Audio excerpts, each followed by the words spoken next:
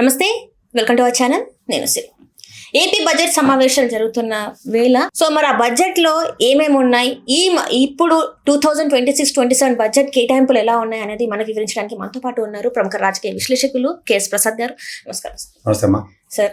కేంద్రం నుంచి చూసుకున్నట్టయితే బడ్జెట్ అంతో ఎంతో తెలంగాణతో పోలిస్తే ఏపీ కొంత అయింది. ఇక్కడ ఏపీలో మరి ఇప్పుడు బడ్జెట్ సమావేశాలు జరుగుతున్న వేళ ఏంటి మన ఏపీకి ఎంత బడ్జెట్ ఇచ్చారు సార్? కానీ అంటే చంద్రబాబు గారు అంటే చాణక్యతనం, చాలా తెలివైన ఇలాంటివన్నీ దగ్గర అధిక తెలివితేటలు వచ్చేస్తే ఎలా ఉంటాయంటే ఇలా ఉంటాయి బడ్జెట్ లాగా.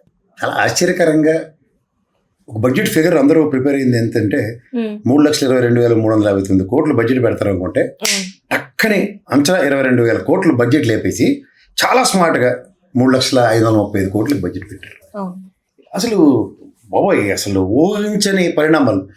అబద్ధాలు ఆడడంలో వాళ్ళని మించిన వాళ్ళు లేరు అసలు ఒక కాగ్ రిపోర్ట్లు ఉంటాయి, లేదా లాస్ట్ బడ్జెట్తో కంపారిజన్స్ ఉంటాయి, లేదంటే ఒక బడ్జెట్లో ఎక్స్పెండిచర్స్ ఎన్ని చేసాం, తర్వాత దాన్ని బేస్ చేసుకొని ఫర్దర్ బడ్జెట్స్లో ఎలాంటి అలొకేషన్స్ చేసుకోవాలి, ఇవి మనం గత బడ్జెట్ అనుభవాలు మనకి. కానీ ఇక్కడ వైవిధ్యభరితంగా అసలు కాంట్ ఈవెన్ ఇమాజిన్ అలాంటి బడ్జెట్ పెట్టారు. అసలు ఇన్ని అబద్ధాలా అని 26-27 బడ్జెట్లో కనిపించేవి ఉంటాయి తెలుసా? సూపర్ 6 సూపర్ 7కి మళ్ళీ ఇది చెయ్యనుకో, ఇలా టింగని తీసి మొండి చెయ్యి ట్యాంగా అంటారు. తర్వాత ఆడబిడ్డ నిధి, నిరుద్యోగ వృత్తి, 50 ఏళ్ళకే పెన్షన్లు అని అమాయకుల్ని చేసి ఆ రామారెడ్డి నీకు 15,000 నీకు 15,000 నీకు 15,000 నీకు 15,000 లెక్కలు చెప్పినవన్నీ టపాచిపుత్రుల కబుర్లని మూడో బడ్జెట్ పెట్టిన దీంట్లో కూడా ఖచ్చితంగా నెక్కచ్చిగా చెప్పేశారు ఇదన్నీ అబద్ధాలే మాదని. ఈ మాటకు వస్తే ఇదంతా ఒక ఎత్తి అయితే పిల్లలకి అభంశోభం తెలియని పిల్లలకి, మీ అబ్బాయి అయితే వెళ్ళాలి అక్కడెక్కడ ఆక్స్ఫర్డ్ స్టాన్ఫర్డ్ లేదు చదువుకుని వచ్చేసరి, కానీ ఇక్కడ ఆ స్టాండర్డ్ అప్లిఫ్మెంట్ చేసుకుని పిల్లలు చదువుకుంటే కడుపుమంట. ఎక్కడ లోకేష్కి పోటీ వచ్చేస్తారు మా విజనరీలు 2020 కానీ ఇసరికల్లి 20 సంవత్సరాల తర్వాత లోకేష్కి పోటీ వచ్చేస్తారని చెప్పి వాళ్ళకి టోఫెల్, సిబిఎస్ఈ, ఐబీలు అన్నీ రద్దు చేస్తున్నామని అమాయకుడైన పైవలసల కేసులతో చదివించారు. విద్యాశాఖ మంత్రి లోకేషే కదా. అంటే లోకేష్కి ఏటి మట్టి అంటకూడదు, రాష్ట్రం ఎవడైనా మన బొగ్గు పట్టిపోయినా పర్లేదు, భ్రష్టు పట్టిపోయినా పర్లేదు, బొగ్గు మనిపోయినా పర్లేదు, భ్రష్టు పట్టిపోయినా పర్లేదు, పైవల కేసుకి వేసారు గోలి. బడ్జెట్లో మేము పెట్టలేకపోతున్నాం తీసాం, అది తూచని ఏదో కాస్త పిల్లలు చదువుకుంటాం రైల్వే సిలబస్, సిబిఎస్ఈ ఇలాంటివన్నీ అనుకున్న దగ్గర ఎత్తిపోతల పథకం ఇంకా శాశ్వతంగా మళ్ళీ పాత నారాయణ చైతన్య బాగుపడిపోండి మీరు ముష్టి వల్ల బతకండి ఆంధ్రప్రదేశ్లో, నారాయణ చైతన్య కూడా బతుకుతారు చూసి సరించండి మనం. అంకెలు తప్ప ఆదాయాలకు వచ్చే మార్గాలు లేదు. సంపద సృష్టిస్తామని చెప్పాడు కదా, చెల్లితోడు అది వచ్చే అబద్ధం. సంపద సృష్టించేవాడు నిజంగా ఏకైక మగాడు జగన్మోహన్ రెడ్డి, వీళ్ళతో కాదు. ఈ బడ్జెట్ చూస్తే అర్థం అవుద్ది. ఇప్పుడు నిరుద్యోగ వృత్తి ఉందనుకో, ఇన్ని కంపెనీలు వస్తున్నాయి కాబట్టి నిరుద్యోగ వృత్తి ఇవ్వట్లేదు, 20 లక్షల ఉద్యోగాలు ఇస్తామని చెప్పాం కదా, 20 నెలల్లో ఒక 10 లక్షలు ఇచ్చాం, 5 లక్షలు ఇచ్చాం కనబడితే అక్కడ ఉద్యోగాలు, అప్పుడు వీళ్ళు ఇవ్వకపోయినా అప్పుడు బాధపడరు. మరి వీళ్ళు పార్లర్గా ఒక ఇండస్ట్రియలైజేషన్ జరుగుతుంది, దాన్ని బట్టి అవుతుంది. నిన్న బడ్జెట్ సమావేశంలో మాట్లాడుతూ లోకేష్ కలిపడిపోతుంటారు. 5 సైట్లు ఆ టీసీఎస్ వాడికి ఇవ్వడం తప్ప కాగినీటికి ఇచ్చినది తప్పు కదా సార్. వాళ్ళ ఫంక్షనింగ్స్ ఎక్కడ ఉన్నాయి ఆంధ్రప్రదేశ్లో? ఇప్పటికి 5వ అడిగాను నేను ఇలా డిబేట్లలో. వాళ్ళ ఫంక్షనింగ్స్ ఎక్కడ జరుగుతున్నాయి చెప్పి వాళ్ళకి అలకేట్ చేయండి. We will not feel sorry for it. ఒకసారి స్టార్ట్ అయితే నిరుద్యోగులకు ఉద్యోగాలు వస్తే అప్పుడు అర్థమవుతుంది ఇంతమందికి నీది ఇక్కడ ఉంది, ఇక 2 నెలల తర్వాత దీన్ని ఇక్కడ నుంచి మూవ్ చేస్తామని చెప్పారు. ఇది ఉంది కాబట్టి ఇంకో దగ్గరికి మూవ్ చేస్తాం, ఇది లేకుండా అదే సార్ నేను అది అడుగుతున్నా. ఈ ఛానల్ ఇక్కడ ఉంది కాబట్టి ఇంకో దగ్గరికి వెళ్ళడానికి అవకాశం ఉంది. అలాగే టీసీఎస్ దగ్గర ప్రైవేట్ ప్రెమిసెస్లో పని చేస్తుంది కాబట్టి అక్కడ ఒరిజినల్ ప్రైస్కి వెళ్తుంది, వాళ్ళ ఓన్ ప్రైస్కి. ఏదైనా అడుగుతున్నా కాగ్నిజెంట్ టీసీఎస్ అలా ఉంటాయి. అడుగు అప్పుల మీద అప్పులతో రికార్డులు బ్రేక్ చేసి గిన్నీస్ రికార్డులకు మా సరదా కదా, అప్పుడు కాంక్రీట్ వేసి గిన్నీస్ రికార్డులు కొట్టారు కదా పోలవరం ఎత్తిపోయింది దెబ్బకి.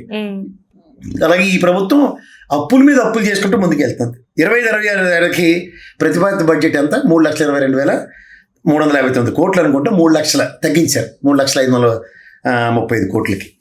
గత ఏడాది రాష్ట్ర ప్రభుత్వం పన్నేతర ఆదాయం అంటే ఐటీలు అన్నీ కట్టేవాళ్ళు కాకుండా వేరే ఆదాయం అంచనాలే 1,28,126 కోట్లు తెచ్చుకుందామని చూశారు. వస్తాయని ఎక్స్పెక్టేషన్స్. అవి ఎప్పుడైతే రావట్లేదో తగ్గించారు దాన్ని. ఇప్పుడు ఎవడైనా ఏం చేస్తాడు, నీకు జీతం ఇక్కడ వస్తుందని ఇంకొంచెం పెంచుకోవడానికి చూస్తావా? కట్టికి పని చేసి నాకు టీఏలు బోనస్లు వస్తే పని చేసుకుంటావా? అబ్బా ఇంకా తక్కువ పని చేసి తక్కువ చేతుకోమని సార్ ఎలాగైనా బతికేస్తానండి అంటే పవన్ కళ్యాణ్ చూసి ఇది నేర్చుకున్నారు వీళ్ళు. బయట బతకడం రాదు కదా. బీబీ అంటే బయట బతకలేనోడు అని అర్థం. మన దగ్గర మన పంచలో పడి ఉన్నాడు కాబట్టి ఎలాగైనా బతకనేరుతాం అంటే ఒక 10 రూపాయలు తక్కువ ఇచ్చినా నేను మీకు ఇంట్లో కూల్ చేస్తాను అన్నట్టుగా ఉంది ఈ బడ్జెట్. 1,28,126 కోట్లు అయితే దాన్ని 1,11,865 అంటే సంపద సృష్టిస్తామని చెప్పారు కదా. సంపద సృష్టిస్తే ఎలాగ ఉంటుంది? క్యాష్ రొటేషన్ అంటే నవరత్నాల పథకాలు ఆ రోజు ప్రభుత్వం ఇవ్వబట్టి బడ్జెటేతర అంటే బడ్జెట్లో అంటే పన్నేతర ఆదాయం మనకి ఎక్కువ వచ్చింది. ఈసారి సంక్షేమాలు లేవు కదా, అంటే ప్యారల్గా ఒప్పుకున్నట్టే లెక్క. చేతకంతనం ఎంత తగ్గించారు? 1,11,865. స్ట్రైట్ అవే 8 - 11 అంటే ఎంత? 7, 17,000 కోట్లు గాలికి వదిలేశారు. మన వల్ల కాదు. 17,000 కోట్లు పన్నేతర ఆదాయాన్ని సంపాదించలేమని చేతకంతనాన్ని ఒప్పుకున్నారు బడ్జెట్ సాక్షిగా. ఇది వాళ్ళ గొప్పతనం. అరే ఇంకా నార్మల్ పీపుల్ టర్న్ ఓవర్ పెంచుతాం, నార్మల్ పీపుల్ టర్న్ ఓవర్తో పన్నేతర ఆదాయం విపరీతంగా పెంచుకోవచ్చు. ఇప్పుడిగా సరుకుల రేట్లు ఉన్నాయి, మనం ధరల స్థిరీకరణ నిధితో దాన్ని తగ్గించి సామాన్య మానవుడు కొనుగోలు శక్తిని పెంచితే మనకు ఆదాయం పెరుగుతుందన్న లాజిక్ గాలికి వదిలేశారు. మరి ఇప్పటిదానికి ఆయన వెంకటేశ్వర యూనివర్సిటీలో ఎకనామిక్స్ చదివారు. ఆయన 9 నెలల్లో వచ్చిన ఆదాయం ఎంత తెలుసమ్మా? 67,459 కోట్లు. అంటే మిగిలిన 3 నెలల్లో 44,407 కోట్లు సంపాదించాలి. ఎలా? ఈ లాజిక్ ఎవరికైనా అర్థమవుతుందా? అలాంటి పరిస్థితే కనపట్టలేదు. 25-26 మొదటి 9 నెలల్లో వచ్చిన పన్నేతర ఆదాయాలు 67,459 కోట్లు అయితే ఇది ఓవర్ కొనసాగితే ఆదాయం అంచనా 90-95,000 కోట్లు వస్తే గొప్ప.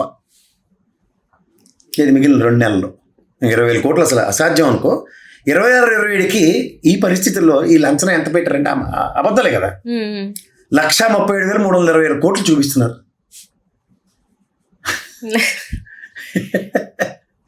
ఇంకా 20,000 crores పైన డెఫిసిట్ ఉంది. 99,000 కోట్లు వస్తే గగనం. రేపు మార్చి ఎండింగ్కి బడ్జెట్ పెట్టినా మార్చి ఎండింగ్ కదా, ఫైనాన్షియల్ ఇయర్ ఎండింగ్. అంటే ఈ ఫిబ్రవరి, మార్చి, జనవరి క్వార్టర్ కూడా లెక్కెట్టారు. జనవరి, ఫిబ్రవరి, మార్చి 3 నెలలు సంపాదిస్తే 67,459 కోట్లకి అంచనా ఇంకా ప్రాణాలకు తెగించి చేస్తే 99,000 కోట్లు వస్తే గగనం అనుకుంటేట ఇంకా 137,320 కోట్లకి పెంచారు. 26-27 వచ్చేస్తాయని. ఆగండి రే అబద్ధాలకి పైవాళ్ళ కేసేవారు. మీ చిన్న అమాయకత్వానికి ఏం చెప్పాలి మీకు? అంటే దాదాపుగా 45% పెరుగుదల చూపిస్తారు. అప్రాక్సిమేట్లీ 45% ఇంక్రీజ్ అంట. అంటే ఉట్టికి ఎగరలేనమ్మా స్వర్గానికి ఎగిరినట్టు. ఇలాగే గత బడ్జెట్లో కూడా చూస్తే పన్నుల్లో వచ్చిన వృద్ధి రేటు 3.4%. గ్రోత్ ఎంత? 3.4% అభివృద్ధి కనబడుతుంటే, అంటే ఇంత వచ్చి కనబడుతుంటే డబ్బులు ఇది 67,459 కోట్లు ఇవాళకి రెవెన్యూ ఇన్ గ్రోత్ రేట్ చూస్తే 3.4%. వీళ్ళ ఎక్స్పెక్టేషన్ ఎంత? 45%. ఏ ప్రాతిపదిక మీద వస్తుందమ్మా? అసలు 3.4 45% ఏమన్నా అర్థం ఉందా? పెట్టేస్తారు బడ్జెట్. మనం ఎవరికి అర్థం అవుతుంది? అది చదువుకొని చచ్చిన పాపానికి మేము పక్కన మనోడు ఆలోచించిపోతుంటాడు. అంటే ప్రజలు తెలుసుకోలేరని ఇలాంటివి చేస్తున్నారా, లేకపోతే వీళ్ళకి అసలు అవగాహన లేక ఇలాంటి అవగాహన లేకే అలా రామరెడ్డి గారు పెడితే తోలు తీసేస్తారు పక్కని. 10 సార్లు బడ్జెట్ పెట్టిన అనుభవం ఉంది రోసయ్య గారి తర్వాత. అలాంటికేమో దేవాదాయ శాఖ ఇస్తారు పనికి మళ్ళీ అందులో పని చేయనివాడు. దానికి మళ్ళీ సూపరింటెండెంట్ ఆఫీసర్ ఒకటి అంటే మా పవన్ కళ్యాణ్ గారు. మొదటి 9 నెలల్లో 25-26లో బడ్జెట్ అప్పులు చేస్తూ 81,597 కోట్లు. ఇంకా 3 నెలల్లో అప్పులు చేయడానికి సిద్ధంగా ఉన్నారు. బడ్జెట్ ప్రతుల్లో 25-26 ఆర్థిక సంవత్సరానికి సవరించిన అంచనాల్లో 12 నెలల్లో 80,567 కోట్లు మాత్రమే చూపిస్తున్నారు.